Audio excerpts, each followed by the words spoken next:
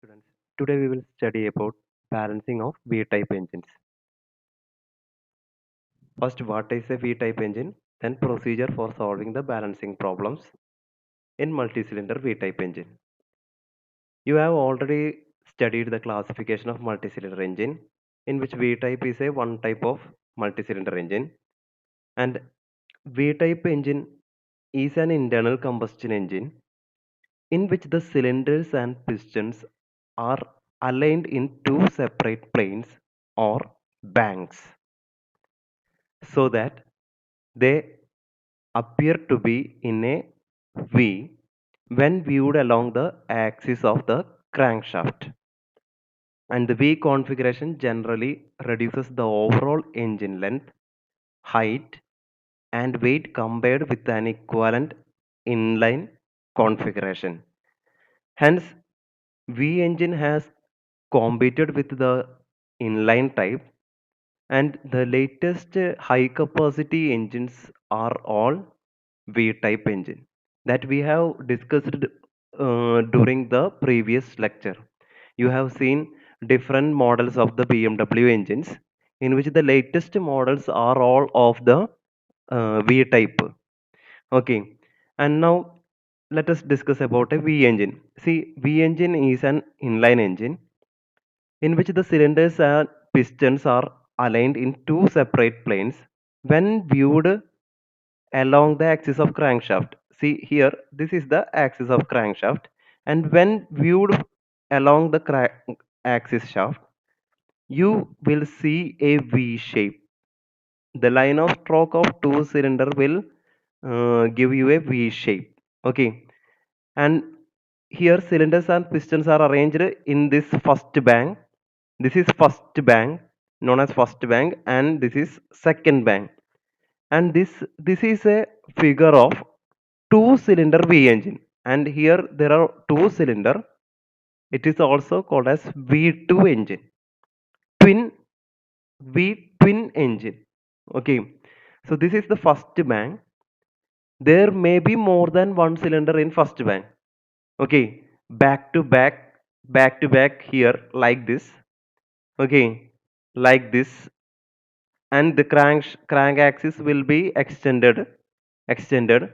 So see, here this is the case. There will be three bank: one, three, five, one, two, three, four, five.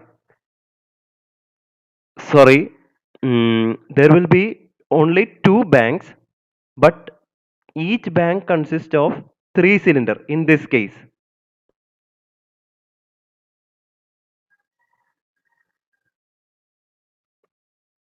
Say here will be two banks, and each bank consists three cylinder. So and total number of cylinder is six. Three here, three here.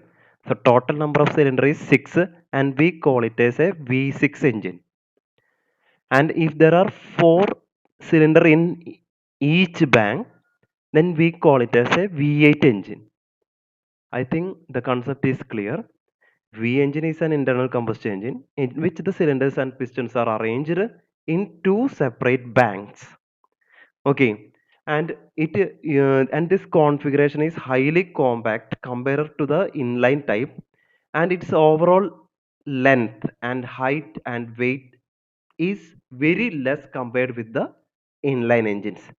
Okay, now let's move towards the this is the first type of the V engine, that is Daimler Stahlradwagen, and this is the first type of V twin cylinder V engine, and it is constructed during the year 1889. Okay, this is another variety which is constructed during 1916, and now we will move on to the balancing problems of this two cylinder V engine.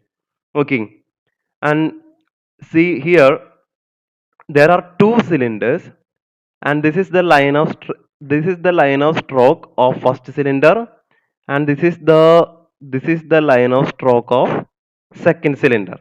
Okay, and This is the line of stroke of second cylinder. This is the line of stroke of first cylinder. And angle between these two line of stroke is called V angle. See here, V angle.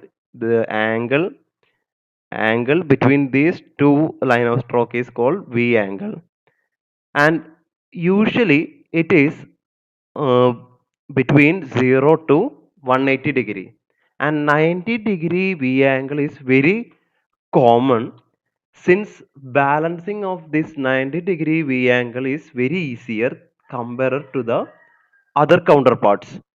And alpha, see, total included angle is 2 alpha, and the central axis, if we consider a central axis, and the angle from central axis to one of the line of stroke of one cylinder is alpha, and the another cylinder is also alpha, and total included angle is 2 alpha.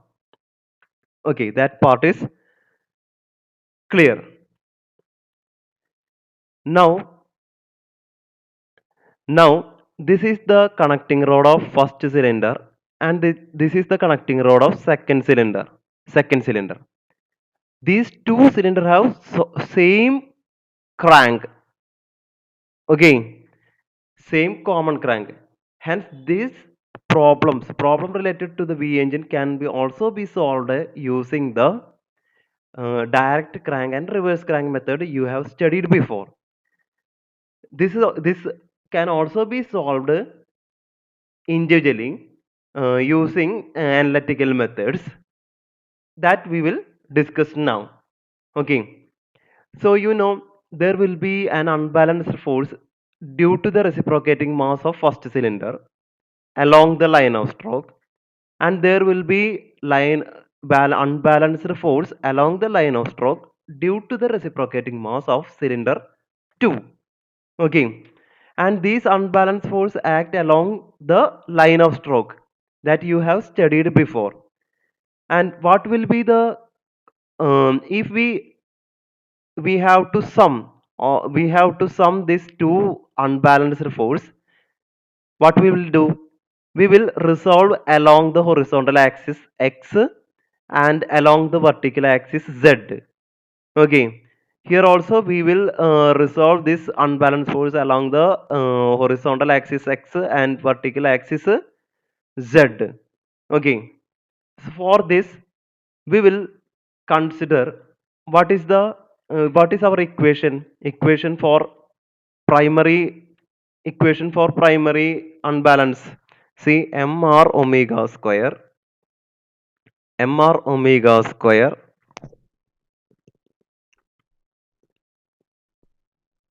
cos theta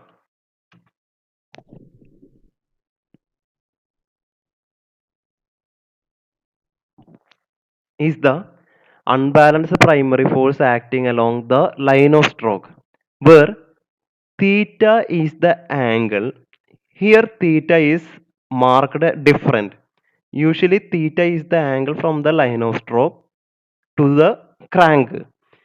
Here theta is marked as angle from x-axis. So what will be the angle included by the crank with the line of stroke?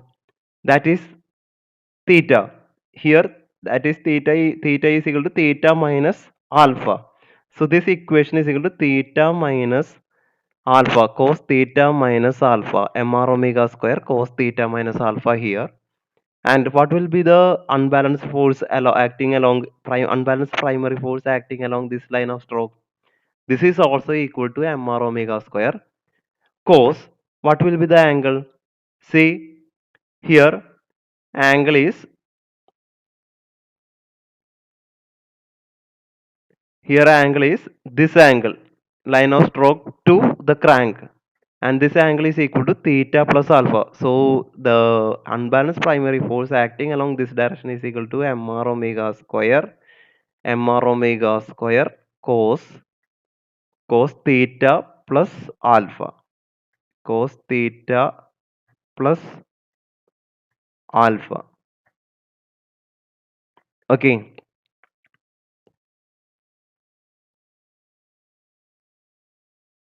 And now see, the primary force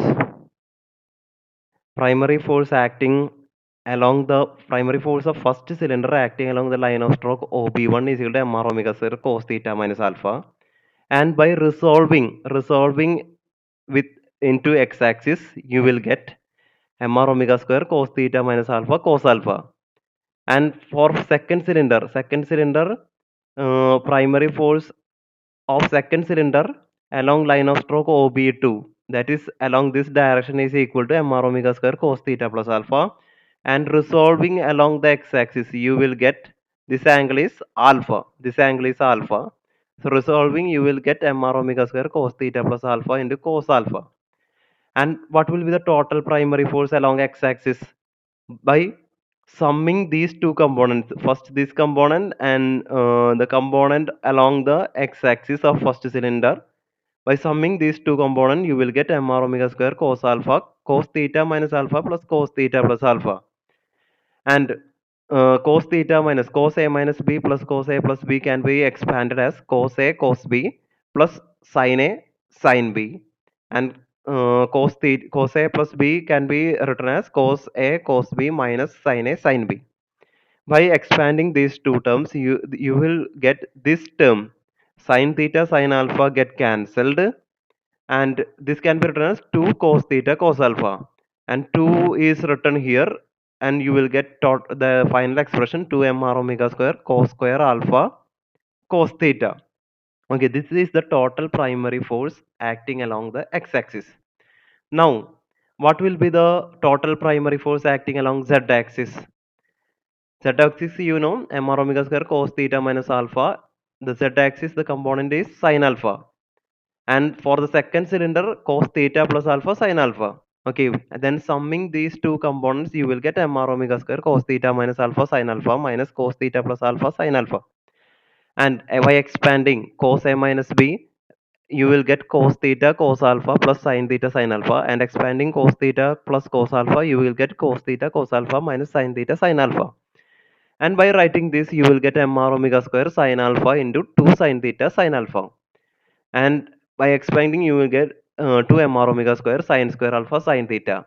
Then finding the resultant by summing the squares of components and root, you will get 2 mr omega square root of cos square alpha cos theta whole square plus sin square alpha sin theta whole square.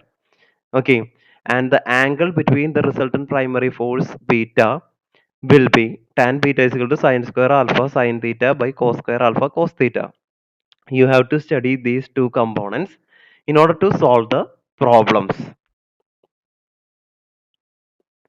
Now, see, if the angle 2 alpha is equal to 90 degree, the resultant primary force will be equal to 2 mr omega square cos square alpha. You will substitute angle 45. Since 2 alpha is equal to 90 degree, you will get sin square 45 is equal to sin theta whole square is equal to mr omega square. And angle is equal to theta, tan theta. Okay, theta is the angle between the positive x-axis to the crank. Okay, and the the primary, you will get the maximum force is equal to mr omega square. Okay, and for any given value of alpha, the resultant force is maximum when this value is maximum, and this value is maximum when you differentiate this value and equate to 0. You will get sine 2 theta sine raised to 4 alpha minus sine raised to cos raised to 4 alpha is equal to 0. And sine and the resultant primary force become maximum when theta is equal to 0. Okay, and similarly for secondary force, for first cylinder along the line of stroke, OB1 is equal to mr omega square by n cos 2 theta minus alpha. This is the equation for unbalanced secondary force along the line of stroke. Angle how this angle becomes theta minus alpha we have already discussed. Okay, then taking component along x-axis, you will get mr omega square by n cos 2 theta minus alpha cos alpha. And secondary force of cylinder 2 along the line of stroke OB2 is equal to mr omega square by n cos 2 into theta plus alpha. And primary force of cylinder 2 along x-axis is equal to mr omega square by n cos 2 theta plus alpha cos alpha. And by summing these two, you will get mr omega square by n cos alpha cos 2 theta minus alpha plus cos 2 theta plus alpha. Then expanding this expression, you for cos a minus b, you will get this expression.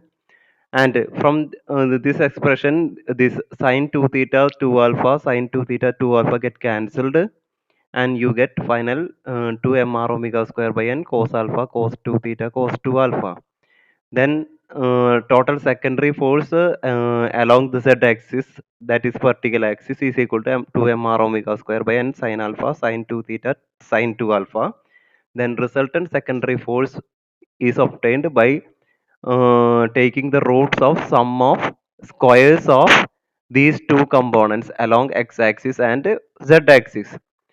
Okay, so you will get the expression, final expression to mr omega square by n root of cos alpha cos 2 theta cos 2 alpha whole square plus sin alpha sin 2 theta whole sin alpha. And of this you will have to by heart these two expressions, one for resultant secondary force, one for resultant primary force, and angle for resultant primary force and angle for resultant secondary force.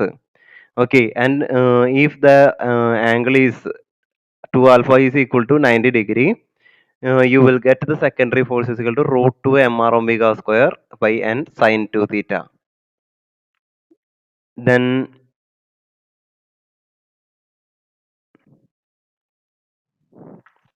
okay, that's all for the today. Next we will solve the problem related to the V engine, so that you will master this topic. Up to then, thank you.